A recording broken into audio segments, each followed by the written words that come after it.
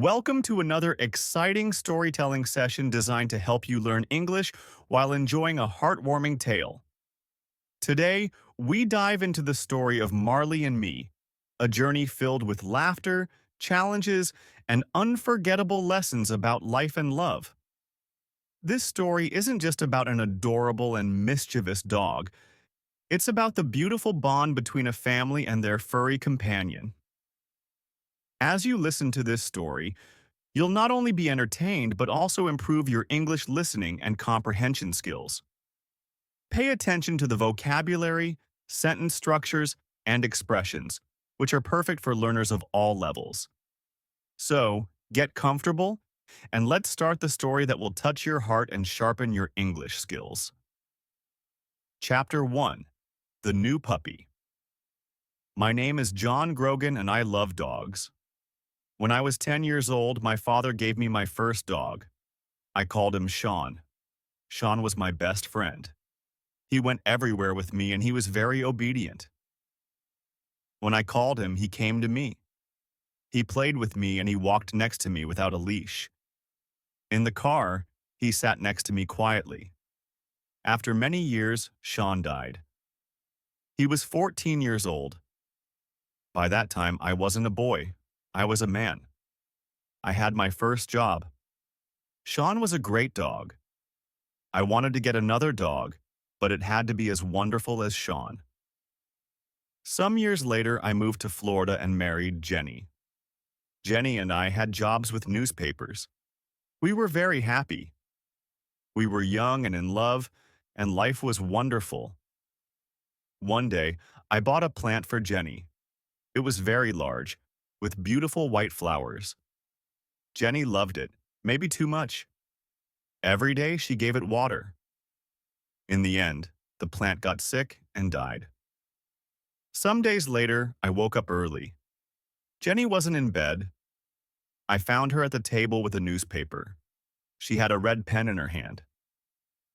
"Jenny," I said, "what are you doing?" She showed me the newspaper. It was open at a page of ads. "Look at this, John," she said. I saw an ad with a big red line under it. Beautiful Labrador puppies, 5 weeks old. "I can't forget about that plant," Jenny said. "Why couldn't I look after a plant? I only had to give it water, but I killed it." She looked sad, but then she smiled. "I can't look after a plant, but maybe I can look after a dog. And later, maybe I'll be ready for a baby." I thought about that. Jenny and I wanted to have children one day, but we loved dogs too. Our little house was a good place for a dog. We lived near a park and near a beach, and the house had a big yard with lots of trees. "Okay," I said. I put my arms around Jenny. "Let's get a dog." So some days later, we drove to the address in the ad. The house was in the middle of some woods. A woman came to the door, and there was a beautiful yellow Labrador with her. "I'm Lori," said the woman, "and this is Lily. She's the puppy's mother." "Where's the father?" I asked. "Oh," said Lori, "Sammy boy? He's around here somewhere." Then she said quickly, "Do you want to see the puppies?" Lori took us into a room behind the kitchen. There were a lot of newspapers on the floor and a large box by the wall. In the box were 9 yellow puppies. "Oh," cried Jenny, "aren't they beautiful?" We sat on the floor with the puppies. One little puppy really liked us. He climbed up our shirts and looked into our eyes. "The puppies are $375 each," said Lori. "But you can have that puppy for $350. I stood up and turned away from the puppies. Then I turned back quickly and shouted loudly. The other puppies ran away. But the little puppy ran to me and climbed over my shoes. "That's our puppy," Jenny laughed. I held him in front of my face. I looked at him and he looked at me. He had very large brown eyes. I gave him to Jenny, and she held him too. "I think he likes us," I said. "We paid Lori for him." "Come back for him in 3 weeks," she said. "He'll be 8 weeks old, so you can take him then." We thanked Lori and said goodbye. On our way to the car, I put my arm around Jenny. "Isn't it wonderful?" I said. "We got our dog." "Yes," she said. "I can't wait to bring him home." Suddenly, we heard a loud noise in the woods. Something ran out of the trees, something large and yellow. It was a big Labrador.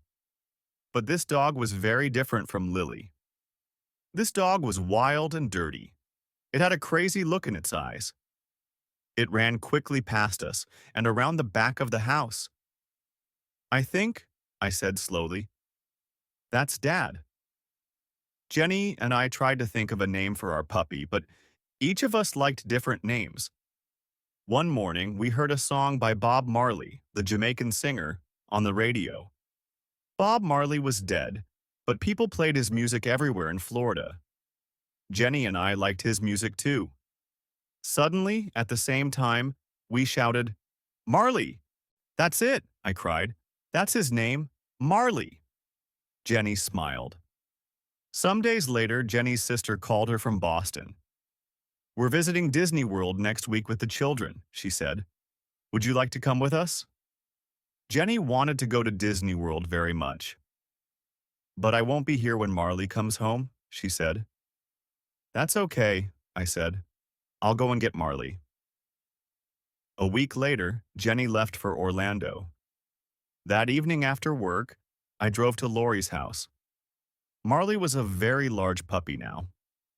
"He eats a lot," said Lori. "Are you ready for your new home, Marley?" I said.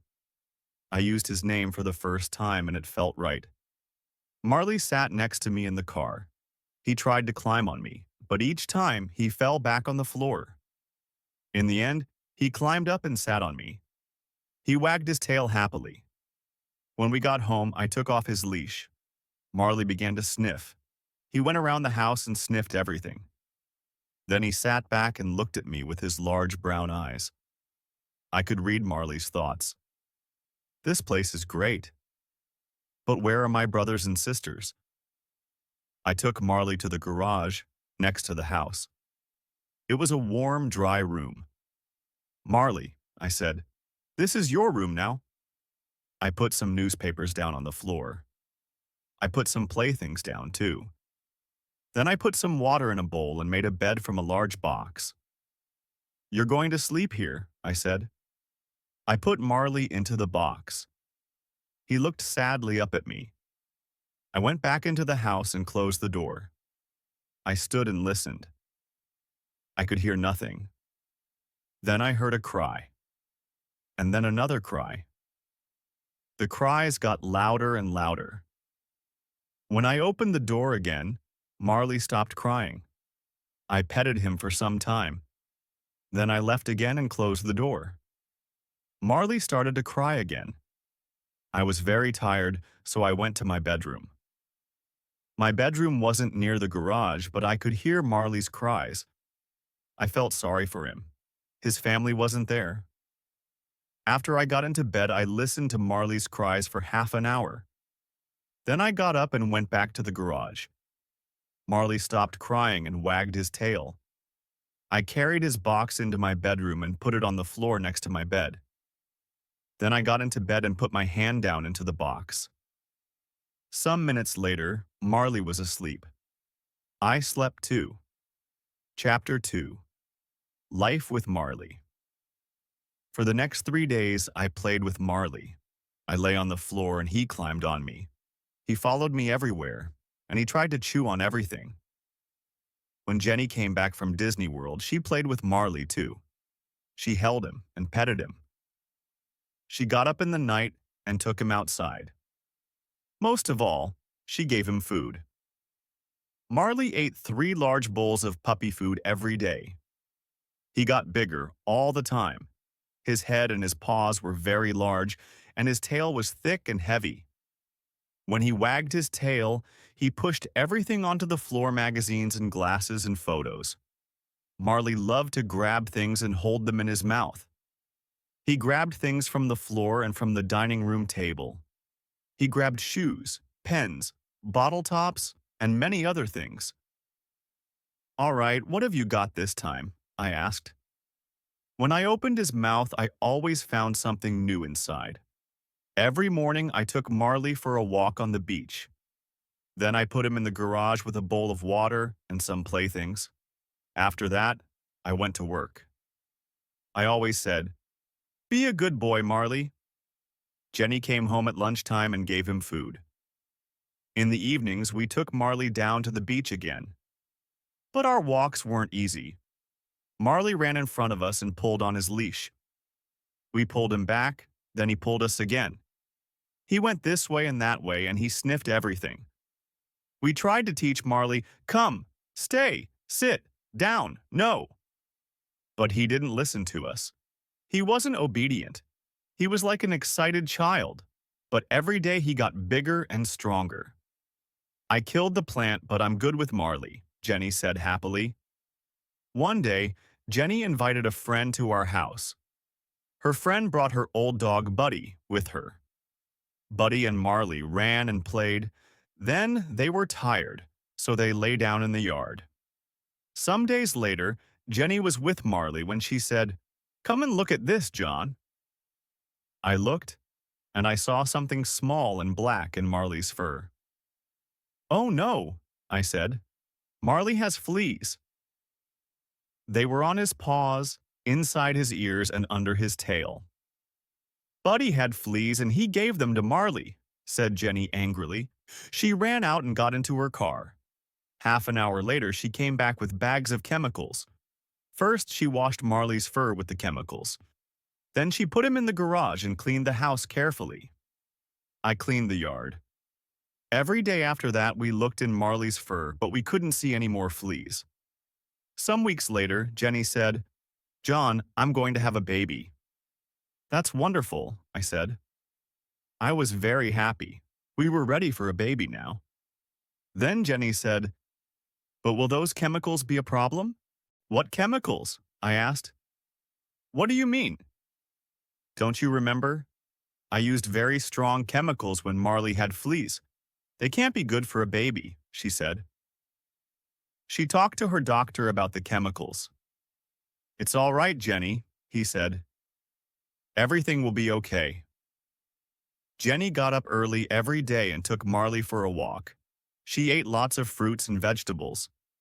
After 10 weeks, she and I saw the doctor again. "Would you like to see your baby?" he asked. "Yes, please," we said. We felt very excited.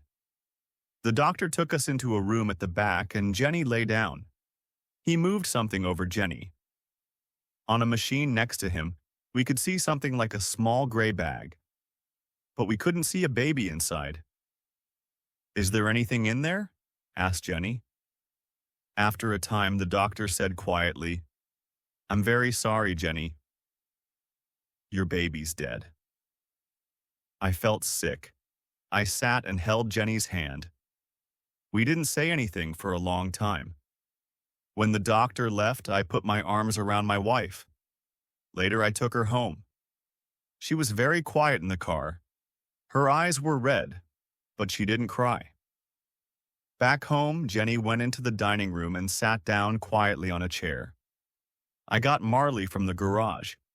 He was very excited. He jumped up and wagged his tail. He wanted to play. "Not today, Marley," I said sadly. Marley ran into the yard. He came back into the house and drank water from his bowl. Then he ran into the dining room and I followed him. But at the door of the dining room, I stopped. I saw a wonderful thing. Marley stood quietly in front of Jenny with his tail between his legs. He put his big head on her legs. He looked at her with his large eyes and made small cries. Marley understands, I thought. Jenny petted his head and put her face in his fur. Then, suddenly, she began to cry. I went to them and put my arms around them. The three of us stayed there for a long time. Jenny, Marley, and me. Chapter 3. The Obedience Class. When Marley was 6 months old, Dr. J, the animal doctor, told us about an obedience class. We loved Marley very much, but he wasn't an obedient dog. Every day he got bigger and stronger, and he didn't listen to us. He jumped up on us. He grabbed things in the house and chewed them. When I bought flowers for Jenny, Marley ate them. We met the teacher of the obedience class. She had a cold face and she didn't smile. "There are no bad dogs," she said, "but there are some very weak people." The class was every Tuesday evening. We put Marley into the car and drove to the first class. When Marley saw the other dogs, he got very excited. A party. He jumped out of the car. I ran after him, but I couldn't catch him. Marley sniffed every dog before I caught his leash. "Take that dog back to his place in the line," said the teacher. "Who is going to be his boss, you or your wife?" "I am," I said. "Me too," said Jenny. "No," said the teacher. "A dog can only have one boss." "Okay," said Jenny. "I'll do it." The other dogs sat quietly in a line. Jenny took Marley to his place. I stood and watched. Suddenly, Marley saw another dog at the end of the line. That dog looked interesting. He started to pull Jenny. She tried to stop him, but she couldn't. Marley was stronger than Jenny, so he pulled her to the other dog. Then he sniffed around it. "That dog thinks he's the boss," said the teacher coldly. She started to teach the class, "Sit and down." "Sit," Jenny told Marley. But Marley didn't want to sit. He jumped up and put his paws on Jenny. After the class, the teacher said, "You have to be strong with that animal. You're the boss. Show him that." When we got home, Jenny said, "You can take Marley to the class next week." The next Tuesday, Marley and I went back to the class. Jenny stayed at home. In the car, I said to Marley, "I'm the boss. You're not the boss. I'm the boss. Do you understand?" But Marley only looked at me and wagged his tail. Then he tried to chew my hands. In this lesson, the dogs had to walk quietly next to us. It was a very important lesson for Marley. When he went for a walk with Jenny and me, he always pulled us. The teacher gave us chains. "Put the chain over your dog's head," she said. "When he pulls you, pull him back with it. It will hurt him, so he'll stop pulling." I tried to put the chain over Marley's head, but Marley, of course, got very excited. A new game. He grabbed the chain with his teeth. I tried again, but each time, Marley grabbed it. In the end, I got the chain over Marley's head and started to walk with him. When Marley pulled in front of me, I pulled him back with the chain, but then he pulled away again. "Here," said the teacher. "I'll show you." She took Marley's leash and started to walk with him. Marley pulled the chain and the teacher pulled him back. But then Marley pulled the chain again. This new game was great. Then Marley saw me. He started to run to me and he pulled the teacher after him. Marley was bigger and stronger than the teacher, so she couldn't stop him. She was very angry. After class, the teacher said, "Your dog isn't ready for this class. He's too young. You can bring him back in 6 or 8 months." "Are you telling us that we have to leave the class?" I said. "That's right," she said. "You have to leave." Because Marley couldn't go back to the class, I started to teach him at home. But it was difficult. Marley wasn't a fast learner. We had another problem with Marley. In Florida, there were often thunderstorms. Marley was afraid of loud noises. He went crazy in a storm. He broke things and made everything dirty. After each storm, Marley quickly forgot about it. He was happy again and wanted to play. But in the next storm, the same thing happened. He was afraid, so he went crazy again. We talked to Dr. J about the problem. Dr. J was young and he understood dogs very well. "What can we do?" we asked. "When Marley gets crazy, he breaks things. One day he'll get hurt in a storm." "Marley is 7 months old," said Dr. J. "I'll neuter him." Then he won't get so excited. He'll be a quieter, happier dog. I thought about that. Oh, I said. I don't really know. Yes, said Jenny. That's a great idea. Bring Marley here on your way to work, said Dr. J. It doesn't take long. He'll be ready by the afternoon. You can get him again on your way home. A week later, we took Marley to Dr. J. Marley ran from the house and jumped into the car. He was very happy. He loved to go out with Jenny and me, his two best friends. Jenny drove and I sat next to her with Marley. He pushed at the window with his nose. He wanted to sniff outside the car. I opened the window and Marley put his nose outside. I feel sorry for Marley, I said to Jenny. Then I looked at him. His front paws were out of the window. John, said Jenny, what's Marley doing? Please be careful. He's fine, I said. He only wants to put his head outside. Marley put his head out of the window. Then suddenly he pushed his front legs out too. He tried to jump down on the road, but the road was very busy with cars. John, shouted Jenny, hold him. Jenny tried to stop the car, but she couldn't. The other cars drove around us very fast. It was very dangerous. Now Marley's front paws were down on the road. He ran next to the car. I grabbed him by his tail and Jenny stopped the car. Now what? I shouted. I couldn't pull Marley back into the car. I couldn't open the door. I couldn't get my other arm out. And there were cars all around us. The other drivers looked at us angrily. Jenny opened her door and got out of the car. She ran around it and grabbed Marley. I opened my door and got out too. In the end, we got Marley back into the car. When we got to Dr. J's, I took Marley inside. He sniffed everywhere, then he pushed over a table with magazines on it. I gave Marley's leash to Dr. J. Please neuter him as quickly as possible, I said. Please. That evening, when I took Marley home, I saw a change in him. He wasn't excited and crazy. He moved quietly and slowly. Good, I thought. Chapter 4. Changes at Home. Jenny and I worked hard at our jobs.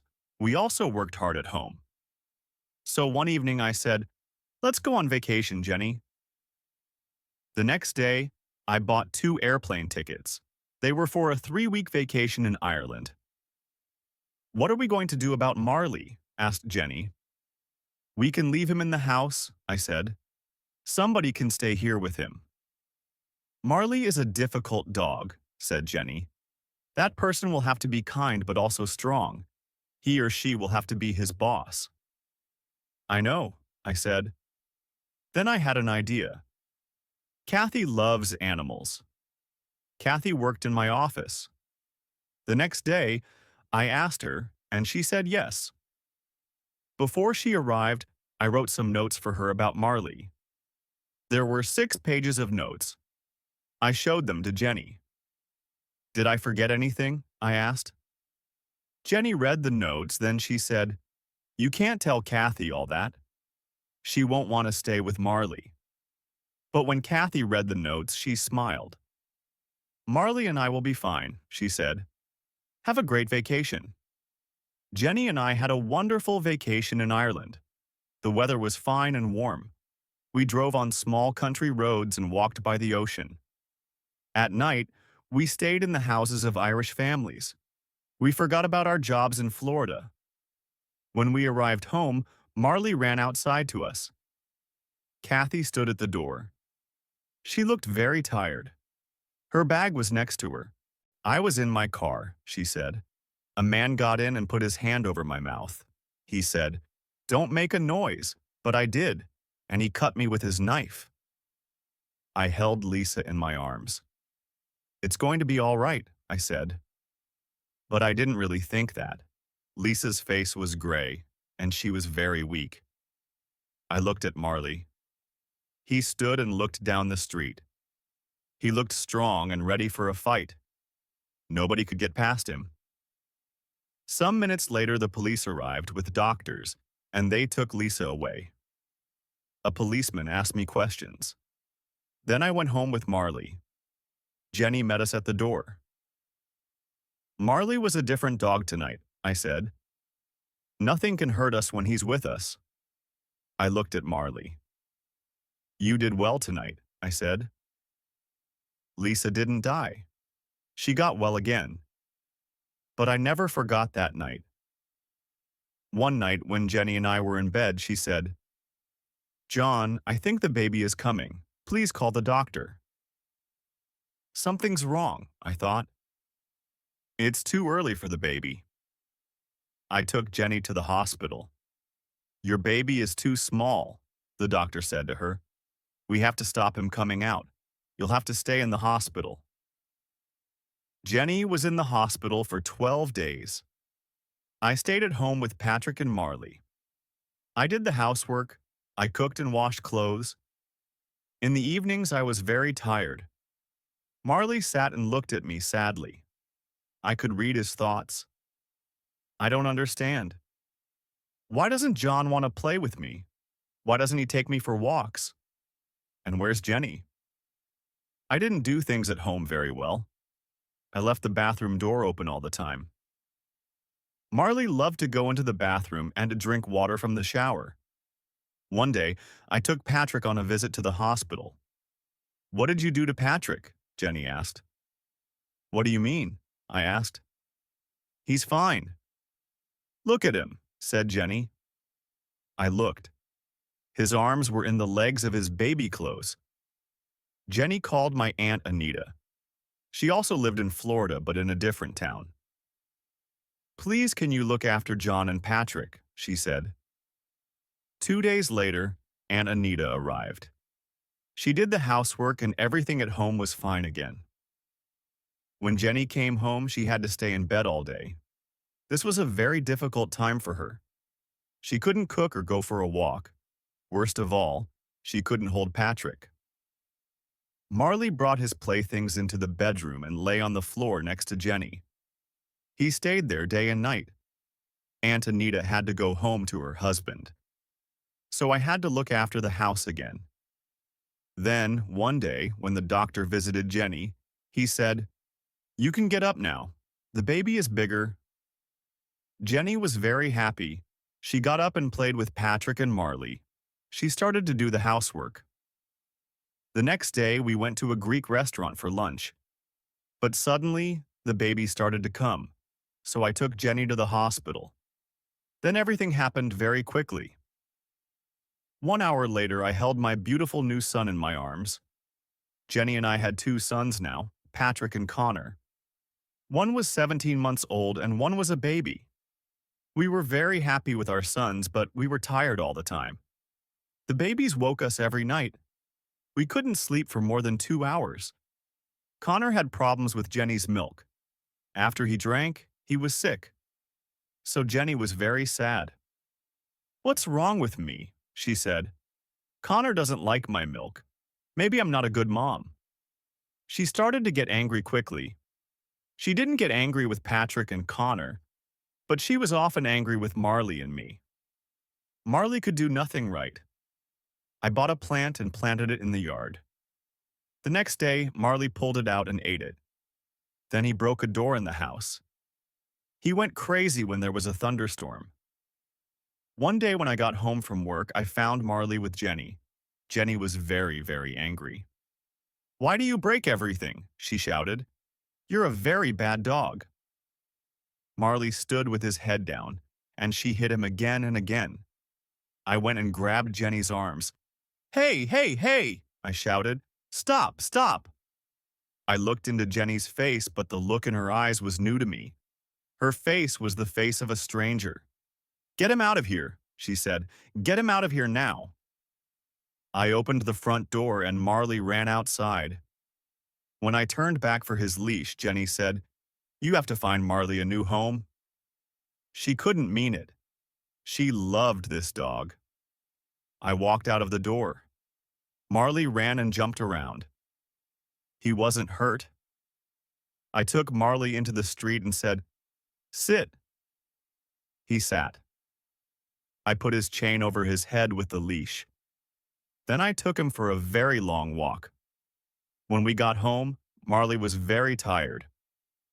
I took off Marley's leash and he ran to his bowl. The water went everywhere on the floor. I cleaned it. Jenny sat in a chair with Patrick and Connor.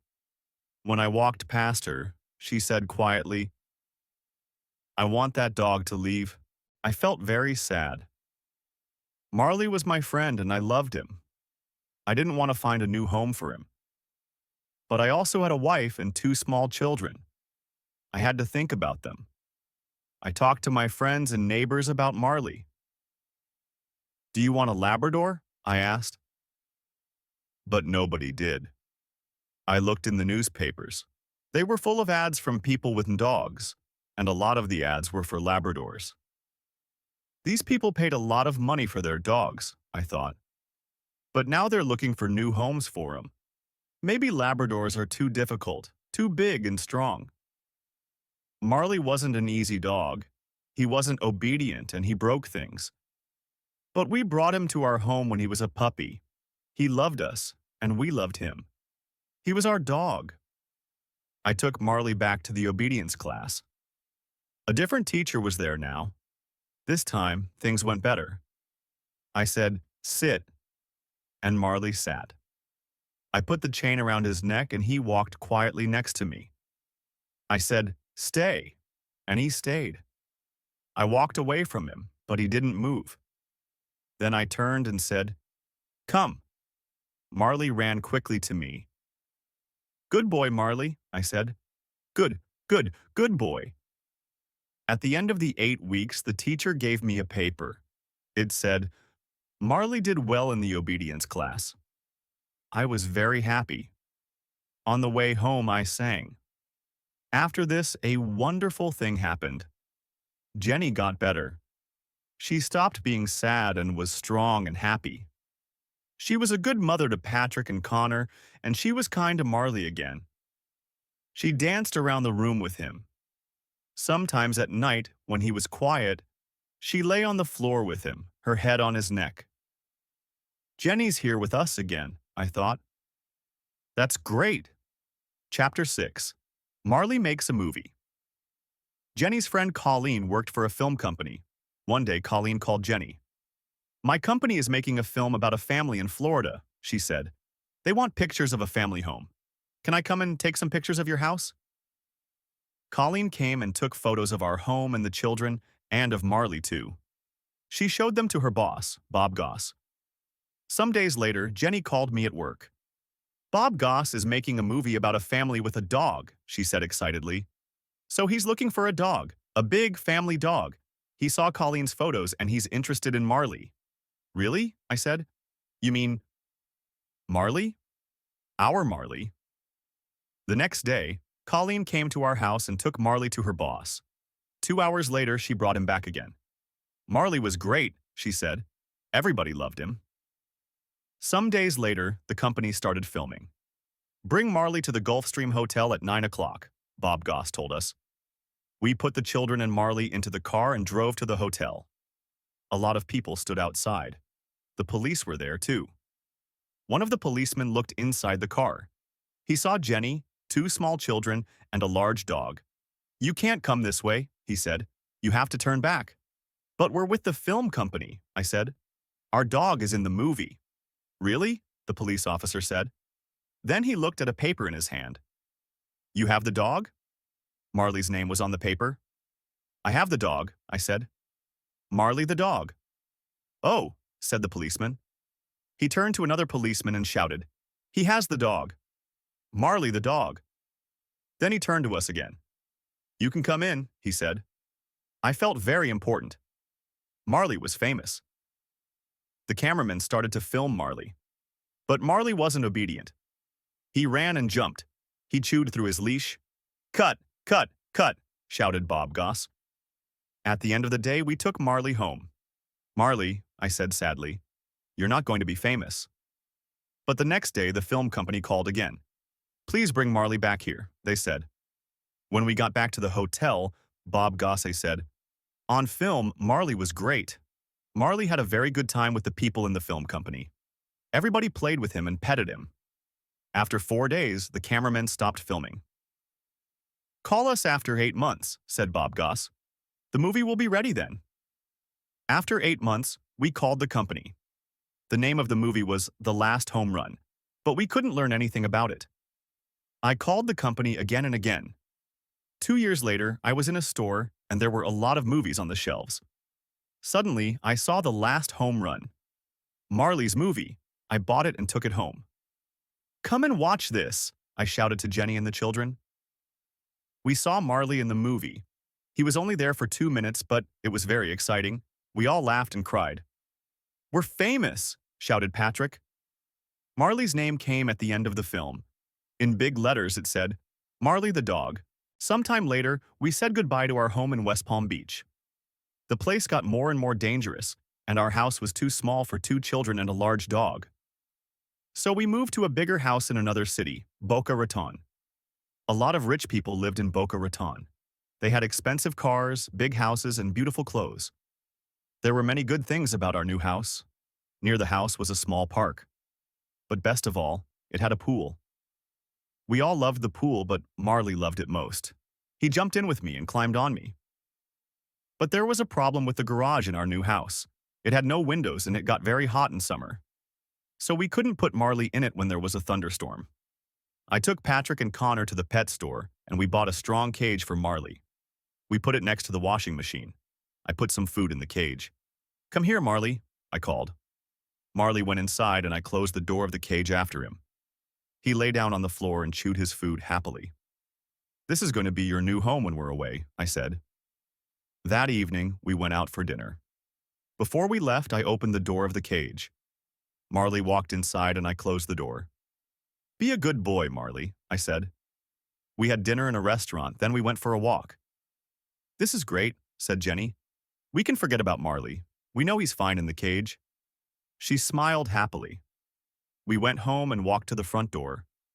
I looked at the window next to it. Something was there in the window, something black and wet. It was Marley's nose. "What's that?" I said. "How could—" Marley. When I opened the front door, Marley ran to us happily. Everything in the house was fine. Then we looked at the cage. The door was open. "But how did Marley get out?" asked Jenny. "He opened the door from inside," I said. "He's smart and he's very strong." Day after day when we left the house, we put Marley into the cage. When we came home, sometimes he was there, sometimes he was at the window. We tried to make the cage stronger, but Marley was stronger than the cage. When he wanted to get out, he pushed the door open. Chapter 7. The World's Worst Dog. Many people in Boca Raton had dogs, but their dogs were very different from Marley. Most of these dogs were very, very small. Rich women carried them in their handbags and took them into expensive stores, and in their fast cars. Marley wanted very much to be friends with these small dogs, but the dogs didn't want to be friends with Marley. The weather in Boca Raton was very good, so lots of restaurants had tables and chairs outside. Customers brought their dogs with them to the restaurants. People ate their food or drank coffee, and their dogs lay quietly on the ground.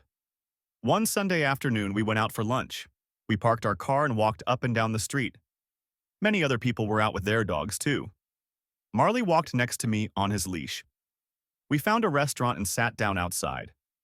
I put Marley's leash around one of the legs of the strong, heavy table. The waiter came and we asked for some drinks. Then Jenny held up her glass happily. "To a beautiful day with my beautiful family," she said. Suddenly, our table started to move. It moved quickly between the other tables and the other customers. "What's happening?" I thought. Then I saw a small white dog across the street. "Marley's going to that dog," I shouted. "We have to stop him." We jumped up and ran after Marley and the table. "Sorry, sorry, sorry," we shouted to the other customers.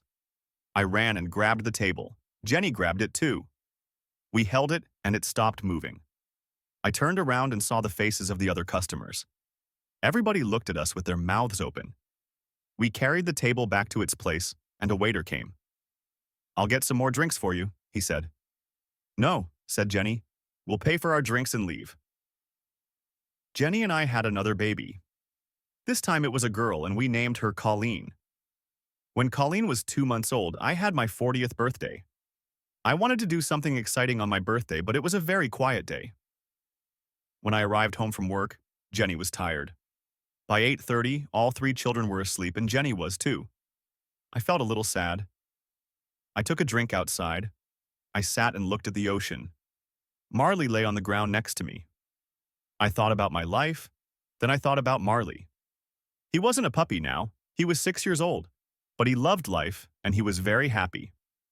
Marley, I said, it's only you and me tonight. I held up my glass.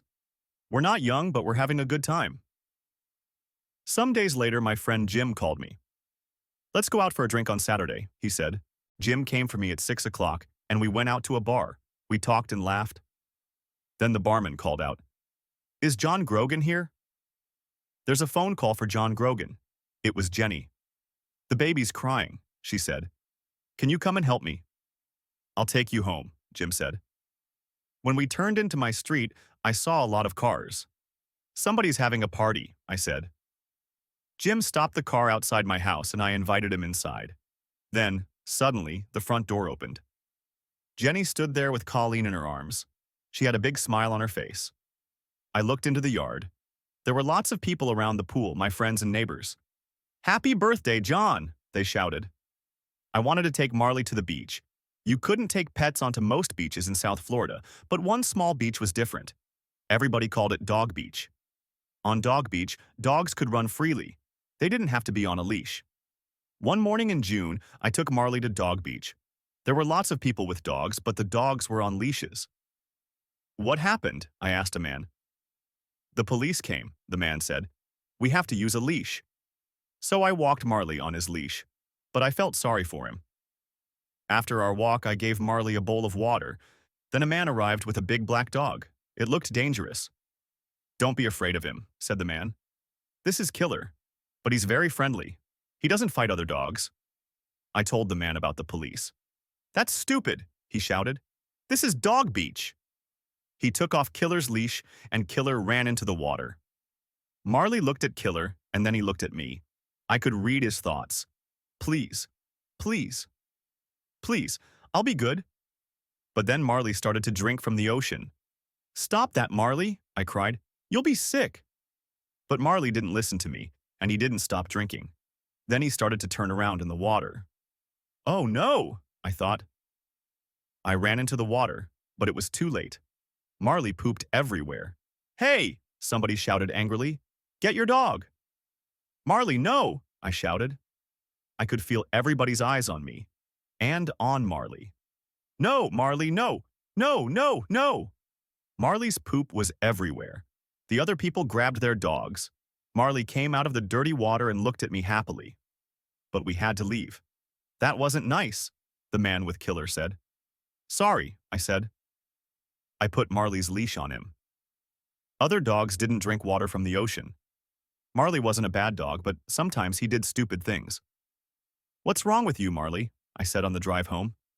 Sometimes you're the worst dog in the world. I never took Marley to the beach again. Chapter 8. We Move North. When Colleen was 2 years old, I got a job with a magazine in Pennsylvania, in the northeast of the United States. We were ready for a change from Florida. There were too many people and cars. The weather was always hot with a lot of thunderstorms. We wanted to live in a quiet place in the country. We wanted to see summer, winter, spring, and fall. Most of all, we wanted to see snow. Our new home was very beautiful. There was a small river near our house and there were woods all around it. Marley was very happy. Fi loved playing in the woods and running after small animals. 3 weeks after New Year, it snowed. The children were very excited because it was their first time. We put on warm jackets and ran outside. Marley followed us. Marley was very funny in the snow. He fell down all the time. Snow lay on his fur and his face. I could only see a black nose and 2 brown eyes. I could read his thoughts. I don't understand. What's this? It feels so cold and wet. But then Marley jumped up again. He ran around the yard and jumped through the snow. The children laughed happily, and Marley was happy too. We had a great time. It was almost the end of our first winter in Pennsylvania. We were very happy in our new house. But Marley was 9 years old now. He moved more slowly and he slept for most of the day.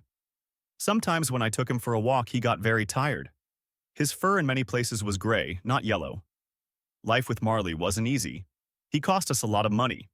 He ate a lot of food and he broke a lot of our things. We could never change him. We knew that. But he was one of our family. He loved us and we loved him. That spring, I said to Jenny, "Let's get some farm animals." "Okay," she said, "but we don't have a place for big animals. Let's get some chickens. Then we can have eggs every day." Jenny talked to one of the moms at the children's school. Donna lived on a farm. She gave Jenny 4 baby chickens. The chickens lived in a box in the kitchen. They ate and pooped. Then they ate some more and they got bigger. One morning, I woke up early when I heard a call from downstairs. "Cock-a-doodle-doo." I woke Jenny up and asked, "What's that noise?" "Oh," she said, "I don't know." She turned over and slept. Every morning, the chickens made a lot of noise. Sometimes they made loud noises very near Marley. Marley was usually afraid of loud noises, but he didn't move away from the chickens. That's strange, I thought. Can't Marley hear the chickens? One afternoon when Marley was asleep in the kitchen, I walked up behind him. "Marley," I said, but Marley didn't move. "Marley," I said again. Nothing. "Marley," I shouted. Marley turned. He stood up and wagged his tail. Oh no, I thought. Marley can't hear. But Marley could hear some things. When we put food in his bowl, he always heard the sound of his dinner. He ran in from the next room. Marley was always hungry. He ate 4 big bowls of dog food every day, and he also ate our food. Labradors are big dogs, and Marley was a very large Labrador. But he never got fat. One day I came home from work early, and I went into the kitchen. Marley was there. He didn't see me, and he didn't hear me. There was a sandwich on the kitchen table. Marley stood up and put his paws on the table. Then he ate the sandwich. "What are you doing, Marley?" I asked. "You are a bad dog." But he didn't hear me. He ate the sandwich happily. I put my hand on Marley's fur and he jumped. When he saw me, he lay down on the floor. He looked up at me and I started to laugh. I couldn't be angry with Marley. He was old now and he couldn't hear. I couldn't change him. The chickens weren't afraid of Marley and he never tried to catch them. They walked around the yard and Marley went with them. Chapter 9. Marley Gets Older. Jenny and I had a good life. Our children were young. We felt young too. But when we looked at Marley, we saw many changes. The years went past and he was 12 years old. By this time, he couldn't hear anything. His fur was gray. His teeth were brown. Late one night, I took Marley outside for his walk before bed. It was winter and there was a cold rain. I went back into the house for my jacket. When I came out again, Marley wasn't there. I looked for him everywhere, but I couldn't find him. I went back inside. Then I walked upstairs and woke up Jenny. "I can't find Marley," I said. "He's out there in the rain." Jenny pulled on her jeans and shoes and we went outside again.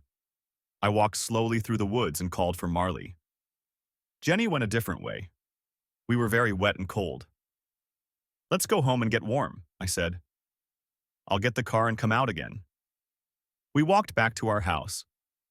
Suddenly, we saw Marley. He stood outside the house, out of the rain. When he saw us, he was very happy. I felt angry with him, but then I was happy too. I brought him inside and dried him. Marley was very tired. He went to sleep and woke up at noon the next day. Marley couldn't see well now. His fur started to fall out too. Jenny cleaned the house every day, but his hairs were everywhere. But Marley's biggest problem was his hips. They hurt him a lot and he couldn't move quickly. He couldn't climb the stairs easily, but he tried to follow us everywhere. Marley had good days and bad days. One spring evening, I took him for a short walk around the yard. The night was cold and there was a light wind. I ran and Marley ran with me. "Marley," I said, "you're a puppy again." We ran back to the house. There were 2 small stairs in front of the door. When Marley tried to climb the stairs, he fell down. He lay on the stairs and looked sadly up at me. Marley was too heavy for me. I couldn't carry him, so I had to push him up the stairs. Then he stood up and went into the house. When I looked at Marley, I thought, we only have one life, and it can change very quickly. I enjoyed my job on the magazine, but I really wanted to work for a newspaper again. Newspapers were more exciting, and I liked writing about big stories. I also liked getting letters and calls from readers. A friend told me about a job on the Philadelphia Inquirer. This was one of the best newspapers in the United States. I wrote to the newspaper and I got the job. I was very happy. In the summer, Jenny visited her sister in Boston. She took the children with her. I didn't go because I was busy with my new job. Every day I was away from home for 10 or 12 hours, so we took Marley to a vacation home for dogs. Some days later, an animal doctor called me from the home. I'm sorry, she said, but Marley's very sick. When he saw the other dogs, he got very excited. He ate his food too quickly. Then he had a bad problem with his stomach and he almost died. He's a little better now, but it will happen again. Oh, I said. What are you saying? Do you want us to help end Marley's life? She said. I'm sorry. Oh, I said. I couldn't think. I have to talk to my wife. I called Jenny in Boston and we had a long conversation about Marley. In the end, Jenny said, the doctor's right. We have to do the best thing for Marley. I called the doctor back. Yes, Marley's a very old dog, I said. Life isn't so good for him now. He doesn't have many teeth and he can't hear. His hips hurt him too. Yes, she said.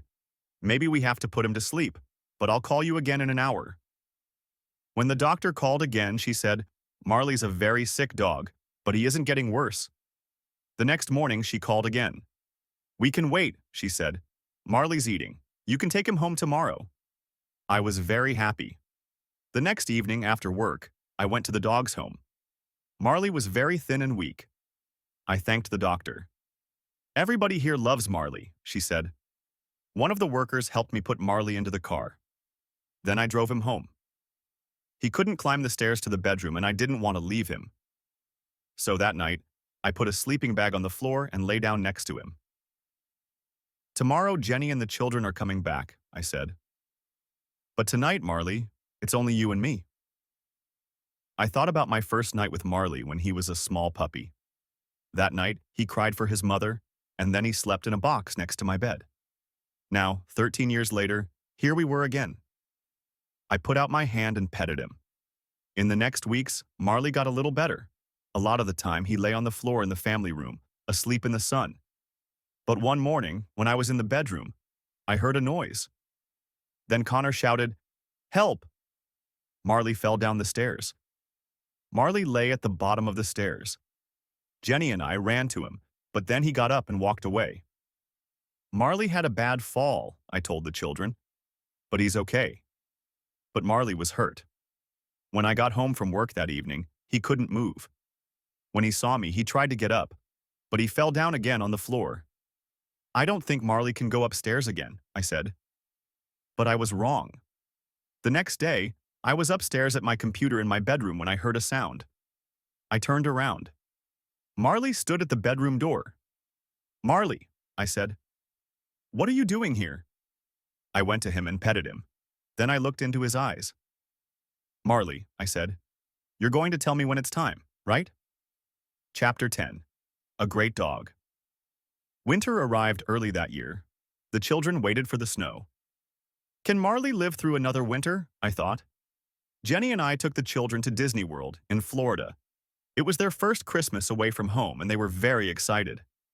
Jenny took Marley to the animal doctor's office. They gave him a home there and watched him carefully. We had a great family vacation, but on the way home somebody called us from the doctor's office.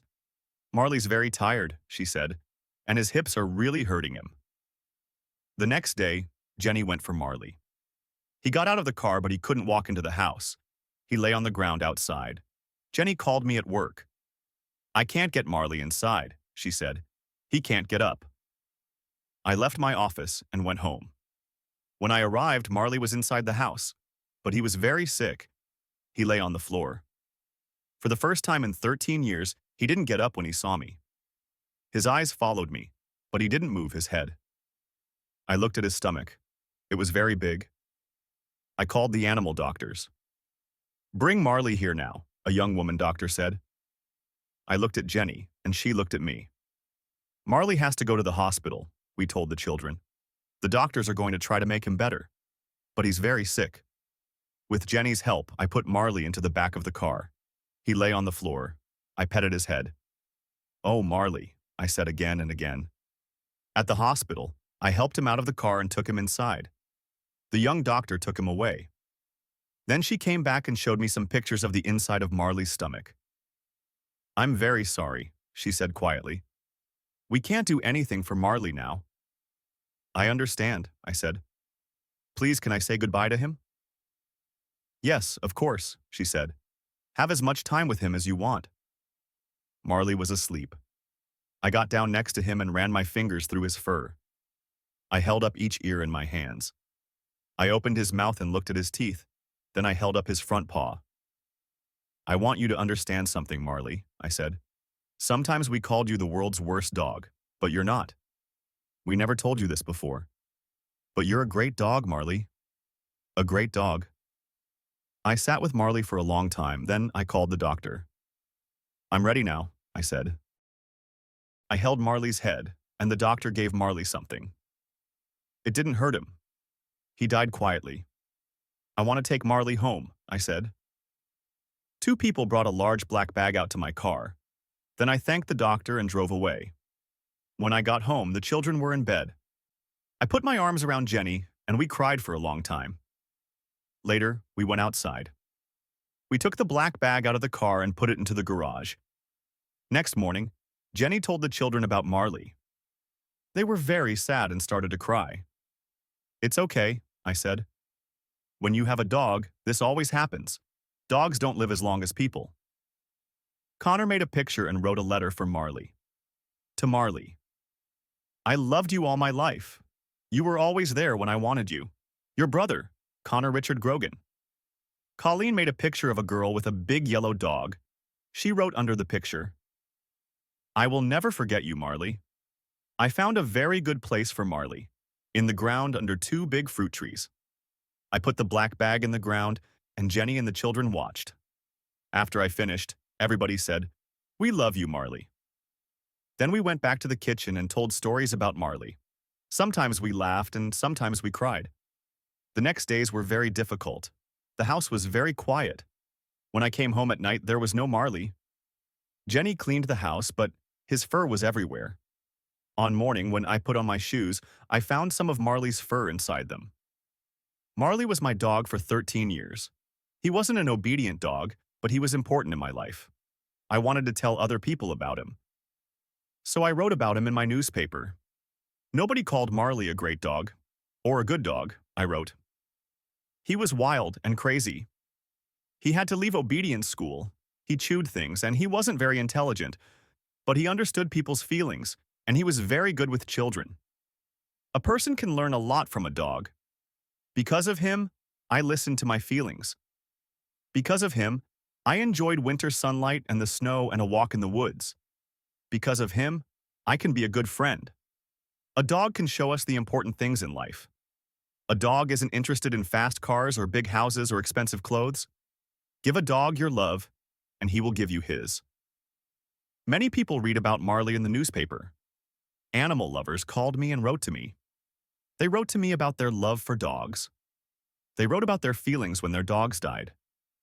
Many people wrote funny stories about their dogs. Some people wrote, "Marley wasn't the worst dog in the world. My dog's the worst dog in the world." I began to feel better. I took the letters home and showed them to Jenny. She laughed too. Winter came to an end and it was spring. Our yard was full of flowers. I didn't think about Marley all the time. When I thought about him, I usually remembered the happy days. In many ways, life without a dog was easier. The house and the yard were clean. We could enjoy going out to dinner. But something about our family wasn't right. One morning, Jenny showed me the newspaper. "Look at this," she said. It was an ad for a dog. I saw a photo of a big yellow Labrador. I looked at the photo, then I looked again. "That's Marley," I said. "It isn't Marley," said Jenny. "Look." Under the photo was the dog's name, Lucky. I read, "I'm looking for a new home and a new family. I want a quiet home because I'm a little wild. We read the ad and looked at the photo again. We didn't say anything for some time. Then I said, "We can go and look at him." "Yes," said Jenny. "Why not?" If you enjoyed this heartwarming tale and found it helpful for your English learning journey, don't forget to support us. Hit that like button, leave a comment sharing your thoughts on Marley's adventures, and subscribe to our channel for more engaging stories that entertain and help you improve your English skills. Turn on the notification bell so you never miss an update. Let's keep learning and growing together.